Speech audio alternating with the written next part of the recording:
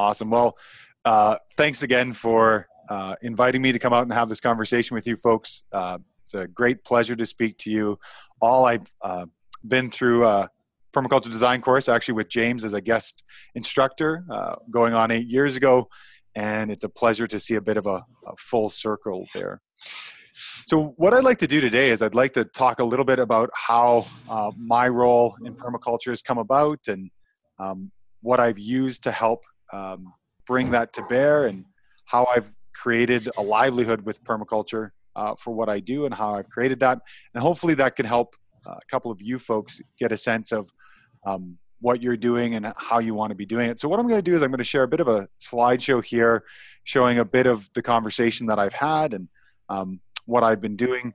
And if you have any questions, just feel free to write them down here, and we'll pick them up at the end of the conversation.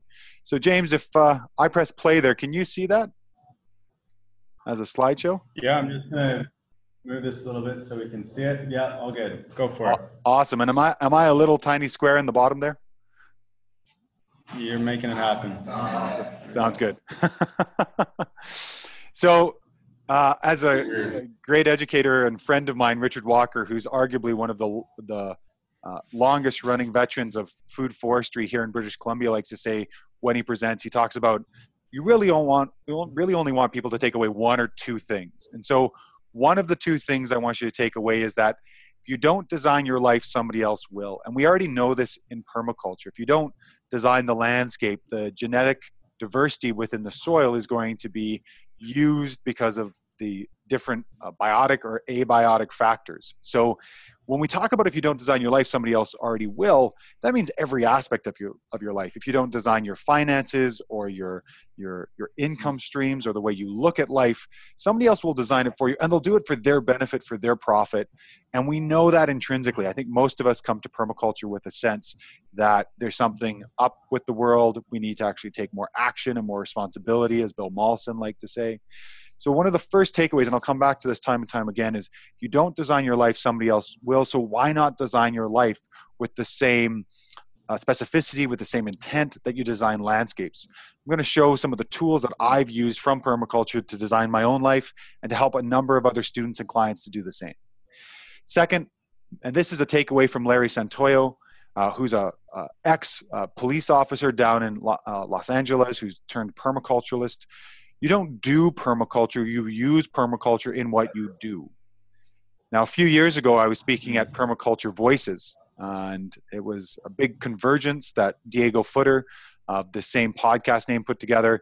And I gave a talk very similar to this about right livelihood, about what to do with the time we have here on Earth. And this gentleman who was there, we were speaking, and I told people that when we come into permaculture, we come as full, complete people. This is just more tools in the toolbox. He came up to me and he said, you know, I've been trying to be a commercial composter for the last 5 years, and I've been failing terribly because before permaculture, I was a mechanic. I was a heavy-duty mechanic, and I'm really good at it. And then I took my permaculture design course, my PDC, and my instructor said, all right, you got to be a composter. That's what you got to do. And so he went out and he tried to be something he wasn't. And at the end of the conversation, he goes, I'm so glad you spoke because I realize now I'm a mechanic. I always have been. Spatially, that's my gifts in this world. And I'm going to go and do that, but I'm potentially going to focus on farm machinery. And I found out later, a couple of years later, that that's what he did. He became sort of the permaculture mechanic, willing to trade food for his services, starting to work with some of Jay Schneider's work, where Jay Schneider has trained an oyster mushroom strain to eat grease and oil. So there's all these interactions, and actually that has more interactivity than being a quote unquote pure permaculture designer, but actually finding a role and a niche within the world as is.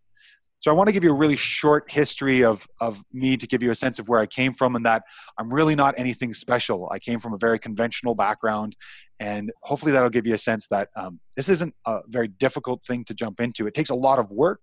It takes a little bit of luck. But I find the harder I work, the more engaged I am with luck and how it comes to me. So I'm a third-generation Calgarian from Alberta. If folks don't know about Alberta, you can think about it as the product of the one-night stand between Montana and Texas. It's sort of bigger, better buck and the lone rugged woodsman. So that really was a part of my heritage. I had a construction background. If folks have ever worked with their parents, when I was 11 years old, I had my first summer job working with my dad in construction, slave labor to most of us when we're that young. I moved into environmental education and I had a background in Boy Scouts. So I had a good sense of biology from a utility standpoint. I didn't know what things were named, but I know how to use them. So I was very functional in that way. I was a big fan of MacGyver. For those of you that never watched the 1980s MacGyver television show, I highly recommend it. And I dipped my toes into permaculture 8 years ago at a Permaculture Design Course at OUR, that's One United Resource Eco Village, where James was a guest teacher showing us about Google SketchUp. And so I really dipped my toes in. And what was interesting is I dipped my toes in and I was just spellbound with the principles as outlined by David Holmgren and the ethics. And I was shaking when I raised my hand, and Jan Steinman, the educator, said yes. And I said, this is the closest thing to a life ethic, something I can put my energy behind that I could imagine. I could fail at this my entire life and still be happy. And then I realized that permaculture, like most words with the word cult in it, tend to be kind of narrow and dogmatic sometimes. And for folks that ever get the chance to take Jeff Lawton's online permaculture design course or work with clients who've taken Jeff's online permaculture design course, I always get the phone call, I don't need to know anything, just tell me where to put the swales. The swales are the most important thing. You're just thinking, oy vey, like there's so many other tools in the earthwork toolbox than just, the penultimate holy cow of the swale. And I kind of pulled my toes out of permaculture and I opened up my toolbox really wide and I said, where are all the tools? Where are all the mentors? And so I studied and went over to Austria and I worked with Sepp Holzer. I studied with Darren Daugherty. I got educated by Jude Hobbs, who does an incredible teacher training course at OUR every year in March. I traveled and I learned. I created good communications with my friend Ron Barazan, so I got invited to go down to Cuba and teach down there and learn about Cuban permaculture, which is very focused on the heart and the community. They're called permaculture promoters, not necessarily permaculturalists, because you have folks who are corporate but still believe in the permaculture conversation.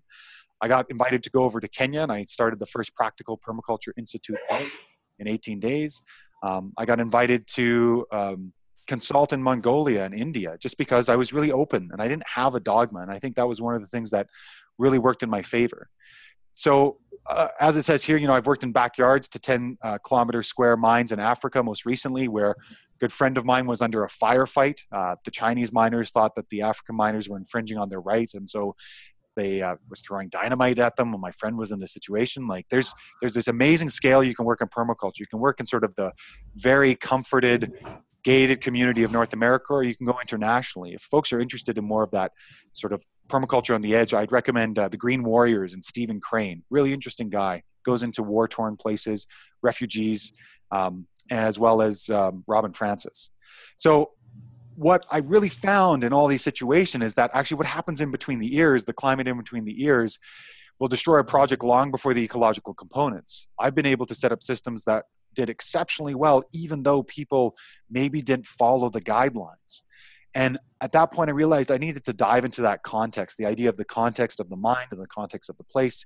So I dived into a tool called Holistic Context, created by Holistic Management. If folks haven't looked into Holistic Management yet, created by Alan Savory, highly recommend it. Start with his TED Talk, and you'll go down the rabbit hole from there. And so I started to think, well, how can I apply permaculture to people's lives? Because I had so many students coming through, and after a PDC, they had all this juice. They were so excited. They were like a dog that came out of a big old lake of permaculture, and they came out and they went up to their family. They're like, let me tell you about swales. And they were like, shake all the swale saliva all over their family. And let me tell you about composting your poop. And well, they shake other things onto their family. But I found that they would do this sort of permaculture pilgrimage, and they would sort of walk along here and walk along there, and they weren't necessarily like jump into it. They had a lot of fear and a lot of, well, how can I do this? And so I started to build a life design process to help permaculturalists jump into action. And I did that through 3 different ways. I did that through my original company of Permaculture BC, which is now an open hub for permaculturalists. It's my gift, my surplus back to the community. So James, I reached out to James. I said, let's advertise your course on here, something I was really keen to do when I started the permaculturebc.com conversation, and it's just going to grow from there. My design company is the All Points Land Design. That's allpointsdesign.ca. And currently I'm doing a business mentorship program underneath that. And then I have a life design conversation. I do one-on-one work, online work, currently delivering some of this work for the Regenerative platform. That's Darren Doherty and the Regenerative platform. Great platform to learn about. So by the numbers, over the last 8 years, I've had 33 major projects. I've been involved in 41 PDCs, including working with the Oregon State University's online PDC. I've run 4 businesses, the ones you can see below. I ran a small microgreens company on the bottom left, Eat Shoots and Leaves. So glad the woman who wrote the book by the same title didn't come after me. I currently have between 21 different income streams because I take so much of my information from nature. And so I have a diverse income watershed. And sometimes those tributaries, they flow really, really majorly. So end of April, beginning of May is always when the education tributary flows quite heavily. So I make sure to keep space for that. And consulting and mentoring, there's all these different streams, selling plants, selling tools. I'm currently involved in 3 podcasts. One's called the Science of Permaculture podcast, where we're taking the holy cows of permaculture, myself and Susan Cousineau, and we're kind of riddling them with science bullets. For those that were excited about dynamic accumulators, I'll just warn you, you may have a different opinion after the podcast. And I've worked in 8 countries, so I've had the ability to have a really incredible career in only 8 short years. I think the main thing that has been my joy and my love and my savior is I've done a lot of planning.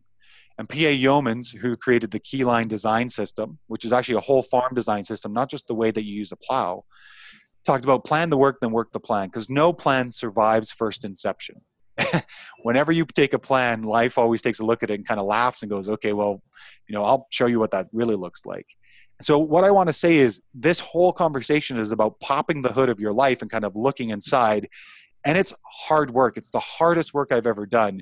It's kind of like being a very silly white person and trying to dig a pond in quartz soil 3 degrees north of the equator in Kenya, where you take off your shirt and pretty soon your back looks exactly like your calves and you're in pain.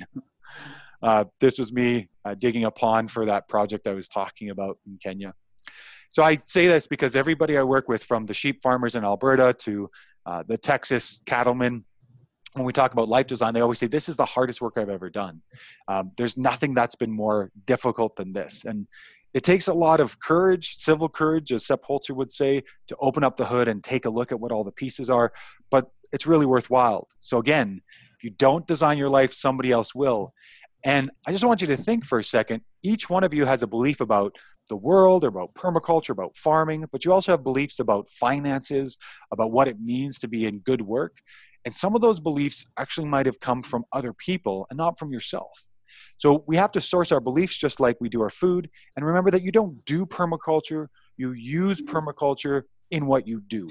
So whoever you are as a person is still who you are after the course. And permaculture doesn't give you halo and wings. It doesn't make you better than anybody else. If you get the chance to go to a permaculture convergence, sometimes you'll hear this where somebody says, hey, so you're into permaculture, and the other guy says, yeah, I am. Or the other person, and they go, well, do you poop in a bucket? And the other person goes, no.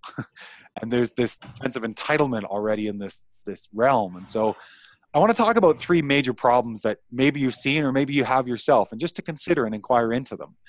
Many folks within regenerative agriculture or permaculture have a primary operating system of being the hero or the savior. And it's a really interesting place to come from because it has some deficits. If you're always trying to save somebody else instead of doing the hard work yourself, you're going to find really quickly that you're always extending yourself and you're always pouring out your cup. There's always not enough. And the number of the people I work with, they have a savior complex that we need to retool and reassess to realize that there's only one sphere of business you can control, and that's your business. There's your business, other people's business, and nature and God's business. And if you've ever argued with nature or God, depending on how you frame the idea of what's around us, you don't get to win that conversation. If I don't water the plants die. If I don't tend to the animals don't get fed. There's this conversation that there's only one sphere we can actually play with, and that's ourselves. So I tend and really work hard to stay in only my business and work on the things that I can change. For those of you that have heard the Serenity Prayer, it's very much the same thing. I just really focus on what I can change, and I tend not to worry about the other stuff. And that was a huge mental shift for me within the permaculture realm. The second big thing to be aware of is things called cognitive biases. These are filters or lenses through which we see the world and by default distort our reality. It means we walk out into the world and we have a sense of what we think is true, and we take a whole bunch of pieces of information to fit what we think is true. Jeff Lawton brilliantly once said, it's very easy to be at war. Just walk out and dislike something in the world, and you're going to be at war the entire time. This is very much the invasive conversation where we don't like this plant, so we're going to label it with a label of a weed, which is just plant racism, and we're going to hate this thing for the long term. When we take a look at something like Scotch broom, well, Scotch broom is a nitrogen-fixing pioneer species that will take any niche it can, but once you go 30 feet into a deep shade, medium to long stage climatic forest, you don't find Scotch broom because it can't survive in the shade. It has a functionality. So similarly with cognitive biases, we have to be aware of how we look out into the world, what lenses we bring into the world. And one of the cognitive biases, there's many that I really like to educate people around, is confirmation bias, where we seek out information to confirm a previously held belief while discounting evidence that supports differing conclusions. These are people who say, well, I don't believe in climate change, so as soon as it starts snowing, they're like, look, see, of course. And it doesn't fit the larger conversation. So I've been working with some poultry farmers, and they had this belief that they could only charge $3.50 a dozen for pastured, largest free range possible, best feed possible, heritage breed eggs. They actually don't even fit on the commercial scale. They're so specialized, and they have such a nutritionally high content of omega-3, 6, and 9 fatty acids. So they look towards all their friends, which is the number one way that farmers actually build value for their product. They don't look at what the product is. They say, well, what are our friends charging? And they're like, well, everybody's only charging $3.50. And my aunt, they said this to me, my aunt says anything over $3 is crazy, except for the fact that if you go out into the supermarket, you take a look for organic, free-range certified eggs that have a heritage or heirloom component, you're taking a look at a $9 a dozen egg. That's the value of the food. And as soon as we value food like that, we actually raise the conversation of food. For folks that don't know, Canada is the third lowest country that spends the least amount of their annual income on food. It's 4.6%. The average in the world is 30%, and Nigeria is the highest at 60%. So when you think about that, we are acclimatizing ourselves that food should be cheap. And in that, we think that food actually inherently has a cheap quality, which means that as soon as a farmer raises their prices to where it actually needs to be, there is some pushback for sure, but it actually forces two major things. One, for people to rethink what food costs, and two, to rethink if they should grow food. So it actually has two really interesting benefits. So consider that we are what we eat and we are what we think. So we have to be very careful about the thoughts we think because it changes the way we view the world. Our beliefs create the lens through which we see the world, and knowing our beliefs is like sourcing our food, and we know what makes us up. So I'm sure James has this as well. We get the phone call, and the call goes like this: I want a permaculture farm. And you can't have a permaculture farm just like you can't have a permaculture garden. It's a garden that maybe uses permaculture principles, but everyone says, I want the permaculture farm. And so you get normally these urbanites who want to turn themselves into farmers, which is great, and they think the way to do that is the farm. And classically in life, we have this interesting piece where our goals are over the quality of life. So they phone up and say, I want the farm. And I say, great, well, why? What about the farm do you actually want? What's the quality of life you want? They say, well, we want clean living, and we want to be close to nature, and we want to work with our hands and raise families safe, and know our food and be of service and value. And that's all great and awesome. But there's so many ways to actually have that quality of life without having the frustration or the fear or the load of having a farm. And if you've ever farmed before, you know that the weight of that farm kind of comes down and starts to really squeeze some of the quality of life. Slowly you're starting to outsource food from the industrial system, which keeps us alive.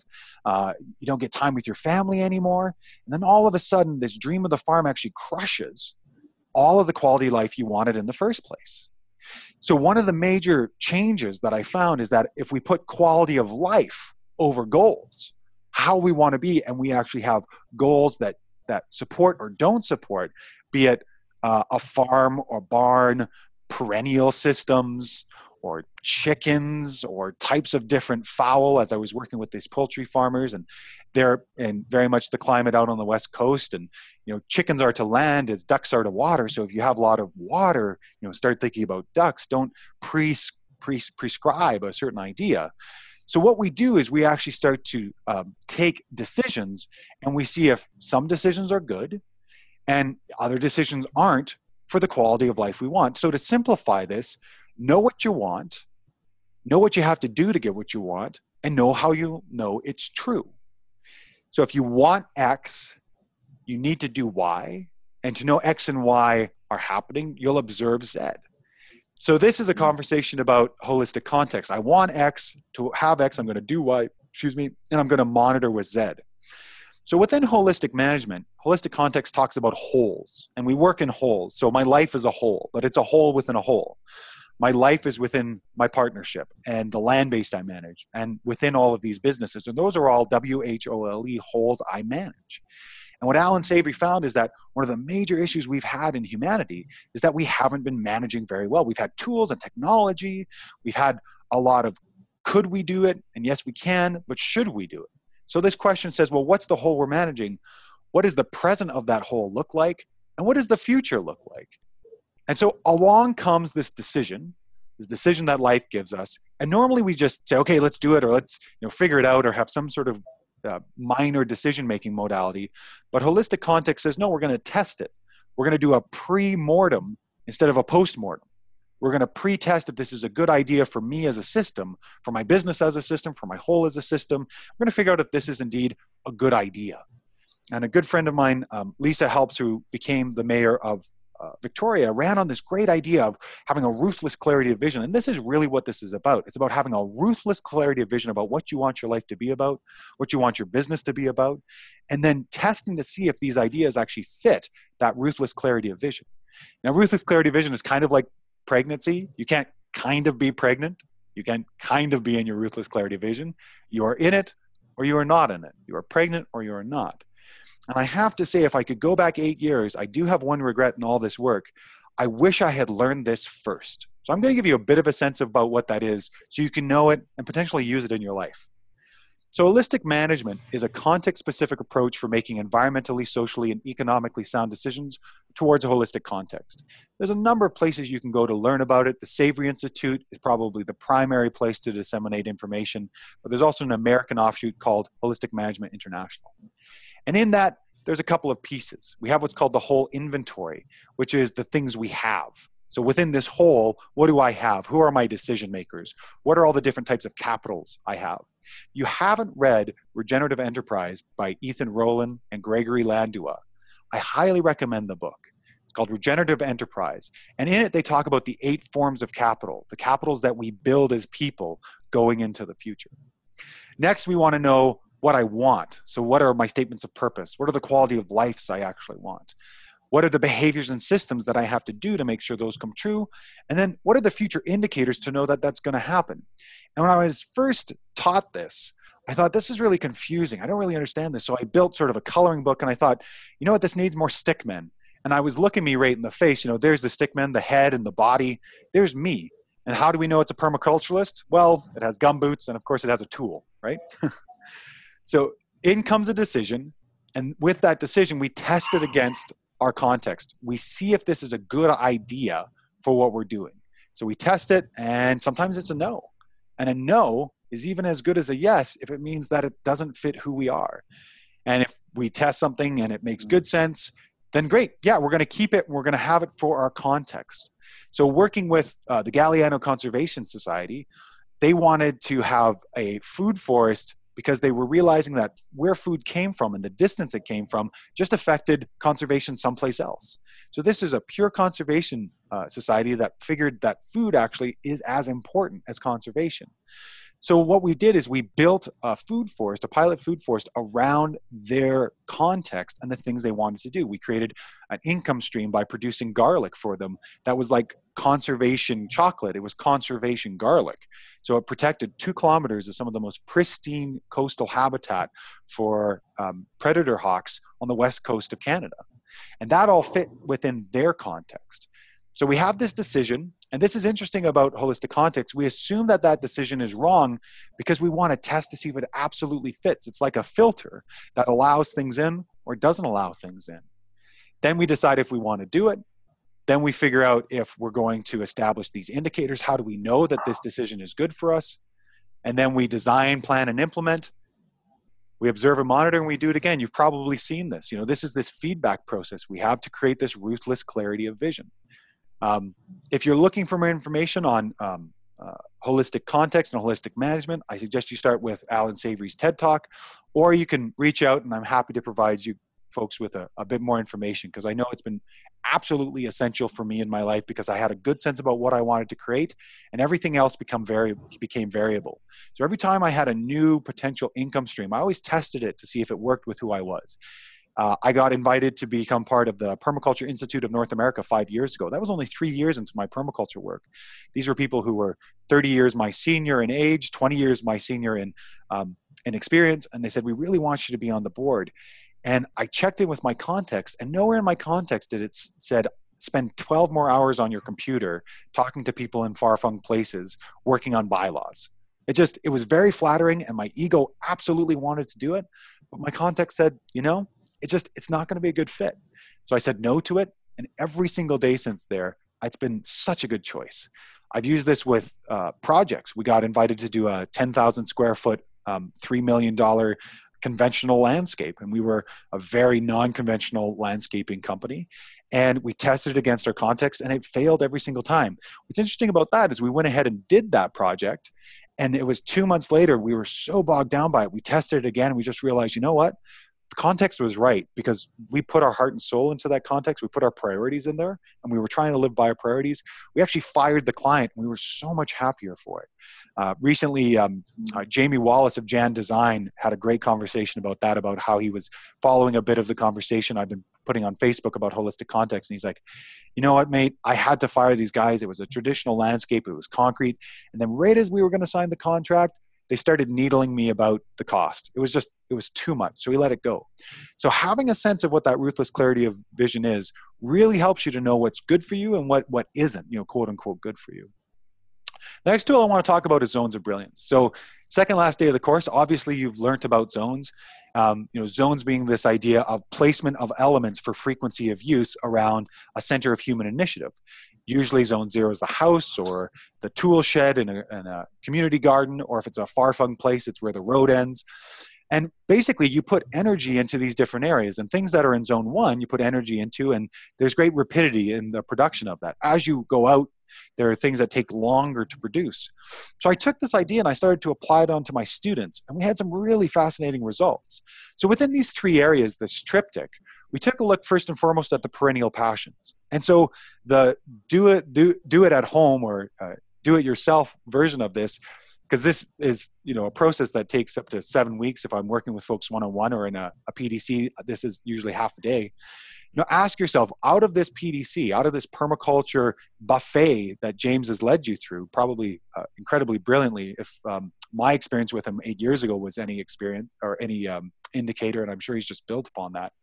What are the passions, the things you could go back to? Is it nursery work? Is it composting your poop? Is it the invisible structures, the social structures? What really grabs you? What do you want to go back to that buffet and take a second plate of? What was so interesting? Because the more we niche, the quicker we can find our clients and the people that really gel with us. Secondly, what are your inherent gifts? What are the things you do naturally well? Obviously, as my mom found out at a young age, I can talk very well. I have no problems with that. I can jump onto the spot. James just emailed me, I think on Thursday or Friday, and we got this going on Monday. So there's a couple of gifts that I inherently have. Taxes, accounting, not my gift. Those are things I guild with other people about. But what are your inherent gifts? And then finally, what are the perceived problems? And this is something that sometimes rubs people the wrong way. What are the problems that you love to talk about? What are the problems that when you start talking about it, your spouse or your partner or your family kind of roll their eyes? They're like, you're not going to start talking about composting your poop again, are you? Like, really? Do we have to have this conversation again? As happened with me and my partner the other day. He goes, I can imagine if you were out in space and you needed to compost your poop, but we have horses. We have more than enough manure around here. So those are the problems I really like to talk about. And those are the problems I like waking up and trying to solve. 7 years ago, I was working on the colony collapse problem on Vancouver Island. It was a problem I really like to solve. And this whole idea of follow your bliss, I actually think is garbage advice, Joseph Campbell. I think it's more, what's the flavor of poop sandwich you love to chew on? What's the thing that you're like, right? Visceral. You really get that, don't you? What's the problem you love to wake up and work on every single day? Because once you figured that out, you figured out where you can play in permaculture and continually work at and never really get bored and can always find folks to work with. And then the intersection of these three things is the sweet spot or the native niches, the places where you just brilliantly play. If you got into keyline design, we call this the key point or the key line, the place where you capture and store all of your energy. So within this, we've got the passions, the gifts, and the problems, and in the middle, we've got that sweet spot. And so once we start to populate these three areas, what are all the passions I have? What are all the gifts I want? What are all the problems I like playing with? What we do is we ask these three questions. Do I enjoy this? Do I enjoy this aspect? Do I have skill in this, and am I more for this? So, for example, I have the ability to seed save, and I enjoy it, and I have a bit of skill in it, but I don't necessarily love it. And that's sort of sacrilege for a permaculturalist to say, but I'm just very honest with myself these days. I survived through 20 years of chronic suicidal depression, which at the end of it was categorized by psychologists as eco-despair, where they said, well, you think the world is going to shit. And I said, no, I know. That's just a knowledge piece. That's not a thinking piece. And so much of that was really realizing that there's so many issues out there in this world, and I can only affect so many. So I'm going to really focus on the things that I love to do, that I'm more for. I have more energy after I do them, like this presentation, that I have a lot of skill in. Mary Popova of the great website of Brain Pickings talks about the long game. The key to being interesting is being interested in your work. Doing this work for other people, pretzeling yourself for other people, you'll become embittered, and it starts to show in the work. So, don't be James, don't be me, don't be Jude Hobbs, don't be any of those people. Just be yourself. Just find out what it is that makes you come alive within these perennial passions, these inherent gifts, and these perceived problems, and really focus on that sweet spot of who you are. I want to give you some case studies to show you what this looks like. So I was working in a PDC a couple of years ago, and these individuals had this permaculture and food love, and they loved organization and motivation. They found that there was no good local food access in the Okanagan. So what they did is they built an incredible business called Farmbound, which is a direct-to-you CSA, but they became a food aggregator to the point to where Jay Crawford and her partner now have a $35,000 a month business that also takes food up north to Prince George and otherwise, because so much of food is about trust, and we don't trust our grocery stores anymore, but you can trust Jay. She's there. You can talk to her all the time. When we talk about a passion for remediating soil, gifts of being a writer, a storyteller, and an interviewer, and there's currently no remediation resource. This brilliant woman, Lila Darwish, interviewed all these incredible earth repair remediation specialists, not knowing what they knew, wrote a book, and then was invited back to learn about these things from those people she interviewed. She's now working on disaster preparedness and getting, I believe, a master's in it. So another kind of interesting pathway. Passion for city spaces, urban planning, no permaculturists working at a city level. This was a student of mine a couple of years ago in Cuba, and we did a bunch of life design with her, and she partnered with an incredible plant genius, Adrian Buckley, and they created Regenerative Designs out of Calgary, focusing on municipalities and focusing on schools, because Lindsay was a city planner and she spoke Cityanese, which is a really important language to speak if you're going to speak to the city. So really it's about understanding who we are as individuals and then applying that, because when you love what you do, because I'm good at what I do and I love what I do, you have this iteration process which works really, really well. At that point, you get a sense of what you're going to do for a business or an entrepreneurship, because really if everything gardens, as Bill Mollison wisely once said, that means that as people, to garden in an economy sense, we become entrepreneurs. We build our own conversation, because if we don't, somebody else is building that conversation for us. So business design has been a fascination of mine. I'm going to give you a $20,000 tool that a friend of mine uses that can help jump into a business within 8 weeks, and I'll show you how I did it.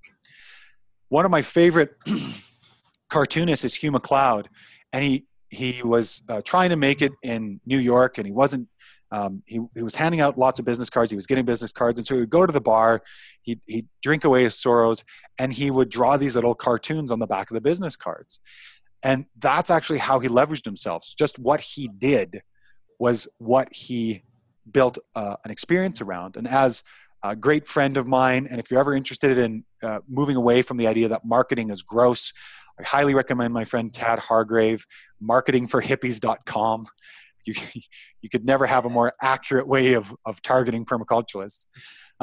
He as well kind of propagates this conversation as I do. What makes it easy? What's easy? What's the low-hanging fruit? And the market for something to believe in is infinite. And as permaculturalists, we have something to believe in every single day of the week. But if you're not going to tell people about it, then what's the point in doing it? So I came into my buddy's place, Jordan on the right-hand side there, a couple of years ago now, 5-6 years ago, Christmas. So I was living with him, so I came home, and we were sitting down having beers, watching American Ninja Warrior, as you do.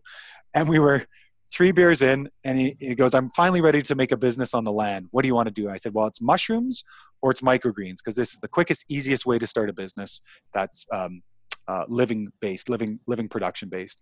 And he goes, let's do microgreens. So within 8 weeks, we had contracted Chris Thoreau from the Food Peddlers. We had sourced the highest grade information we could. We paid him to educate us. And within 8 weeks, we had the microgreens business up and running. I created a pamphlet for our non-existent business and our non-existent product.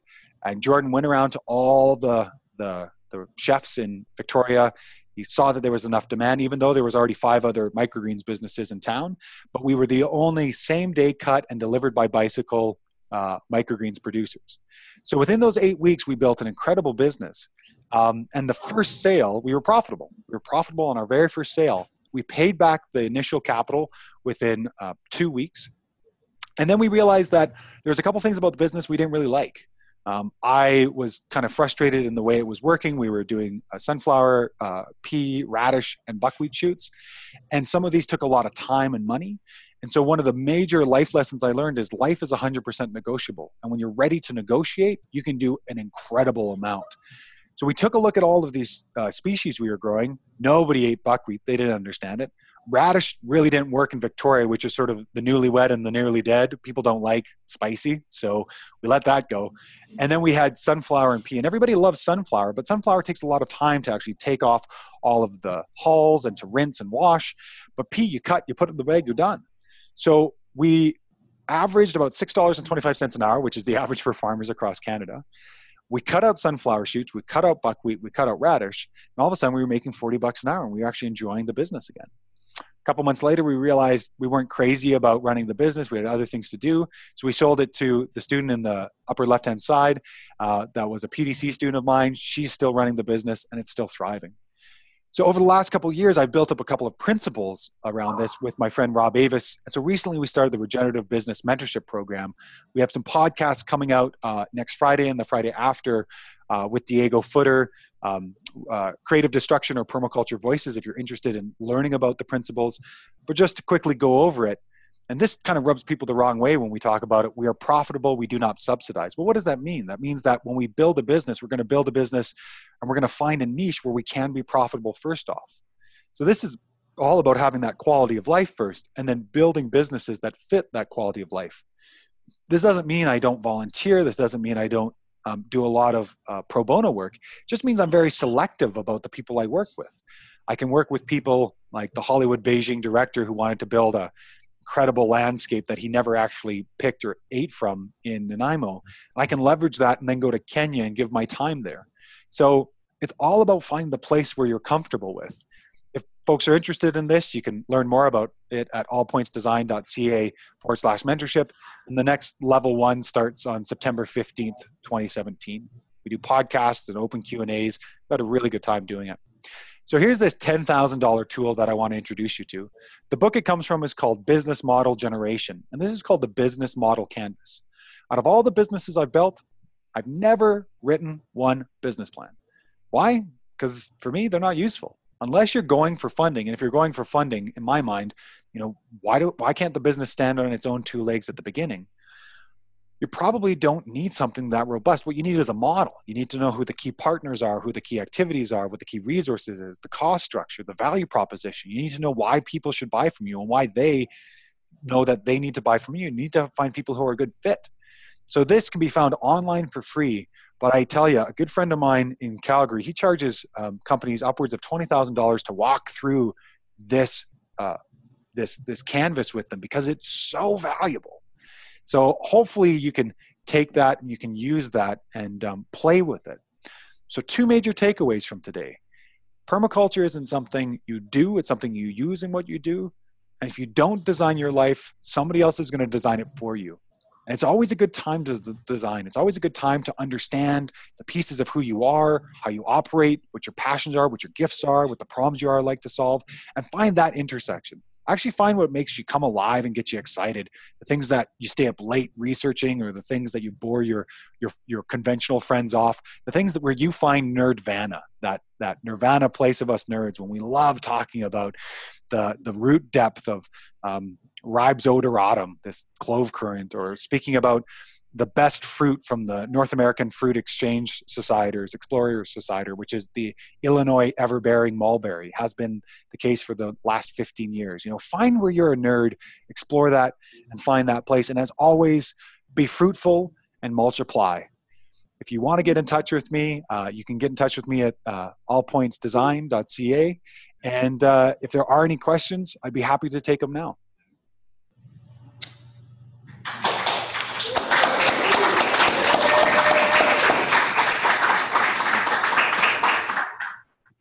Javan, thank you so much for that. Just on behalf of the class, the way you took some really actually quite complex and deep invisible structures and formulated them in an incredibly eloquent and simplified way was really quite profound. And I know I'm deeply touched by what you said today, and I can see from my students they are too. Are there any questions that you guys can ask or comments that you have? And we'll see how this works. Awesome. Liam? Do you think maybe we can turn on the computer? We can try. Yeah. I didn't want to. Yeah, here we go. Hello!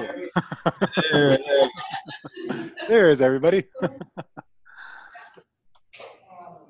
wanted to ask what's the best way of testing things against the context? The best way for testing things to the context. Yeah, great question. So there's 7 testing questions, and I just put up 5 fingers, so obviously I need 2 more. 7 testing questions. There's 7 testing questions, and they go in the order of root cause, and this is a great one. And maybe that's actually the biggest one to tell everybody about, is root cause is, if I'm taking on a decision, does it actually get to the root cause of the problem, or is it symptomatic? As Alan Savory has done many times, he'll have a presentation and he'll be hitting himself in the head with a pen, and he'll say, do I have an aspirin deficiency? Is that actually what I need here? And the root cause of the pain that's happening in my head as I do this is me hitting myself in the head with the pen. It's not the fact that I don't have an aspirin.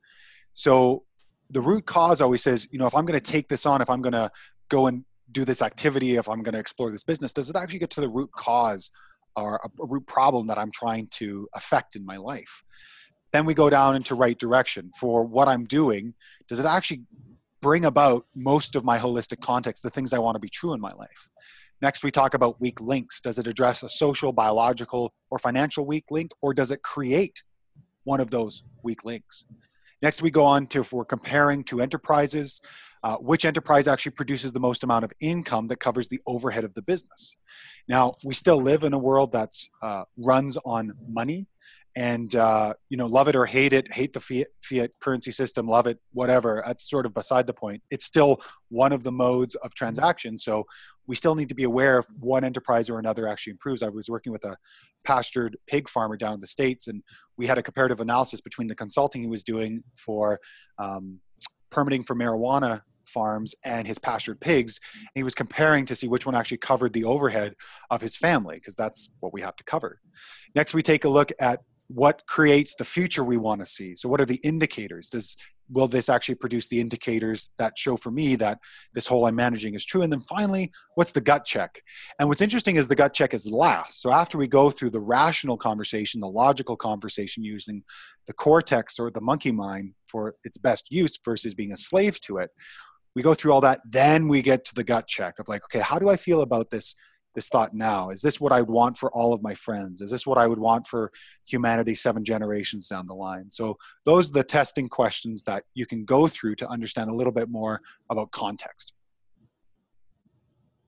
Awesome, thank you. Most welcome. Other questions?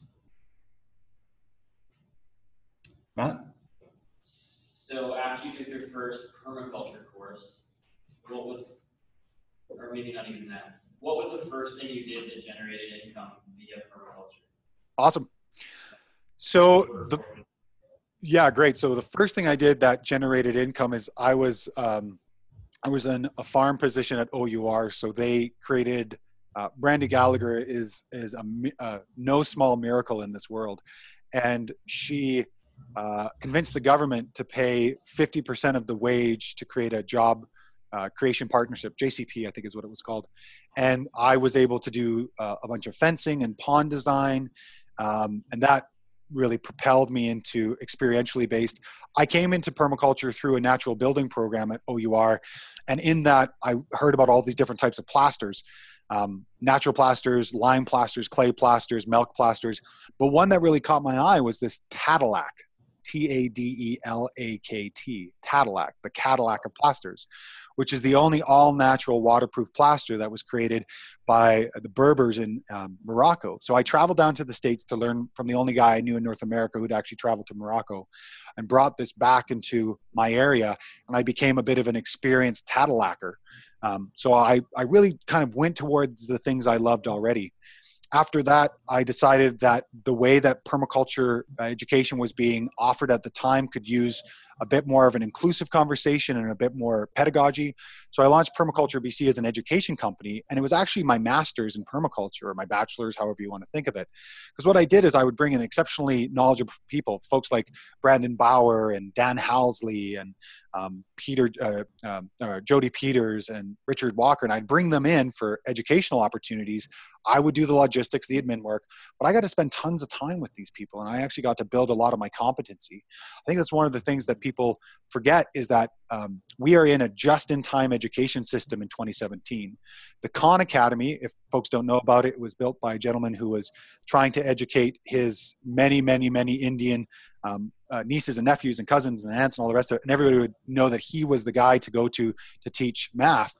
And so he started to do these videos with Expo neon writers on black whiteboards, and he started putting them online. And now the Khan Academy is one of the largest educational institutions which is free. The Khan Academy gets 15 million unique visitors per month, which is more than the entire populace of students in the UK. That's elementary, secondary, and post-secondary. So we're in a just-in-time education system. And so when people want to learn something, they can go out and learn it right away. And there's really no need to front-end load a lot of education anymore. So I built this education company, and I think there's actually still a lot of ability for folks to do that, to build an education company or build a couple of workshops. Hey, I really want to learn about X. Bring in the expert, gather the people, either pay for the education or the knowledge about how to market and how to get a course out there, or find friends. So that's what I did right at the beginning to produce income. And design was like, I don't know, 2-3 years down the road. I actually didn't do a lot of design at the beginning. I did the David Holmgren route instead of the Bill Mollison route. I just really went to learn about how to do these things to figure out if I was any good. Most welcome. Yeah, Jenny Marie. A little bit tying into that, because you mentioned these 7 questions for testing something out. But don't you sometimes just have to do it to find out, like, or is that a test that you thought would work well and did not? Like, can you test everything? I guess is my question. Great question. Great question. So just like using a chisel isn't really about building the skill of using the chisel. It's about building the skill of honing the wood and being spatially aware. And if you've ever done woodworking, it's kind of getting into a meditative state. Holistic context is a tool to build holistic thinking. The idea that I'm managing all these seemingly dispirited points in my life, from the soil on my land to the animals that I have here, to the people and the family members that I've adopted with my partner's family. So holistic context is just a tool for me to build the process of understanding, if this is what I want, this is what I have to do, and I'm going to monitor what I do. It doesn't give you halo, doesn't give you wings, doesn't make coffee for you in the morning. It just, for me, allowed me to be a better decision maker and manage things better. I always have to do it to realize if what I've thought beforehand is actually true. So it's not a glass ball. It doesn't allow you to see through the future. But every time I make and do a test and do a pre-mortem and go, okay, so what are all the pieces I want to work on and how do I understand this? Every time I do that and make metrics and then walk through the process, actually go and do the process like we did with the new hay that we got for the horses, and the monitor was, how much hay do they go through and are they putting on weight? Sure enough, it was cheaper, but the horses didn't put on the weight we wanted, and they ate through it 4 times as fast as they did the other stuff. So really, the other stuff is better. So it's just creating these metrics and conversations so we can be more intelligent Homo sapiens and stop making the same mistakes we have over the last 15,000 years of quote unquote civilization when we started to adopt agriculture. So you're absolutely right. You have to do it. This is just a way to improve your thinking and to improve the way that you look through your lens and look at the world. I'll add to that too. In my experience, I think it's also about choosing small kind of, I guess, practice steps in a way that minimizes your liability, if we want to use economic words. So you're minimizing your risk, but going through some of that process. So for me, for instance, this solar power work that I've been doing recently, I'm at a stage where I can take a hit of $10,000-$14,000 if that's what it is, because I'm at that place. I'm not at a place where I can, let's say, part of my goals are around producing all of my own food. So am I at a place where I can buy a 2-hectare farm? No, I'm not. I can't take that risk yet. But I am at a place where I can cover all my backyard and front yard with food as a means of transitioning to something, to transitioning to the kind of life that I want to live. And that's something that I really took home from what Javan said today is about actually what is the experience that you want for yourself, and what is your transition to get there. Other questions? That's a great point, James. And to add to that, when we're talking about orders of magnitude, which I'm sure you guys picked up, you've got a large trunk, be it the Mississippi or be it a tree. And so we've got an order 1. And as we branch up, order 2, getting into larger drainages and rivers that feed the Mississippi, and as we go into larger creeks and streams and then smaller streams and up into the headwaters, when we're talking about where to practice and where to play, you start at the headwaters. You start at the small streams where a small mistake is completely educational. Sepp Holzer was incredible for this. Still at his age and at his 40, 60 years of experience, he'll still make complete scale model replicas of the strata of the soil he works with in scale. So when he built the 2 major lakes at Tamara Eco Village in Portugal, he built scale models to understand the whole conversation so he could fail in the small scale instead of failing on the Mississippi. So understanding where to play, if you're totally new to this and you're thinking, I want to do edible landscaping, let's just say, great. Your mom's backyard, your friend's backyard, boulevards, places where if you do make a mistake, the results or the stakes are going to be very minor. And then you move your way up to where I was working with my colleague a month ago, is 10 square kilometers of mine reclamation in Tanzania.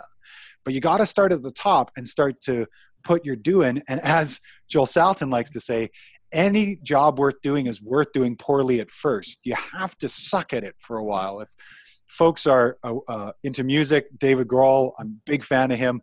And he talks about this in a musician conversation. Nobody does the wood shack anymore. Nobody goes into the garage and just sucks and then sucks for years and has people not come to the show to build the competency. Everybody just wants to take the 2-week PDC and say, great, I know what I'm doing. And you don't. You have to build the time, the competency. But the cool thing is that if you realize you don't have to pay somebody to do that, you can actually make those mistakes on your own with folks that want to work with you, with the transparency of, I'm new, I'm learning, I'm happy to take on a lot of this work. If you want to provide plants or whatever it is, you can build a lot of competency in a very short amount of time. Any other quick comments or questions? Cool. Javan, thank you so much for joining us.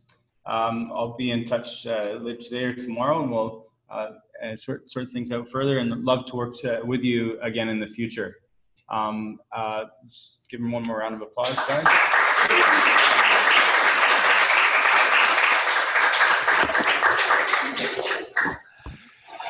Thanks so much, folks. All the best on the rest of your course. You're in really good hands. Okay. Bye-bye now. Bye now. Bye-bye.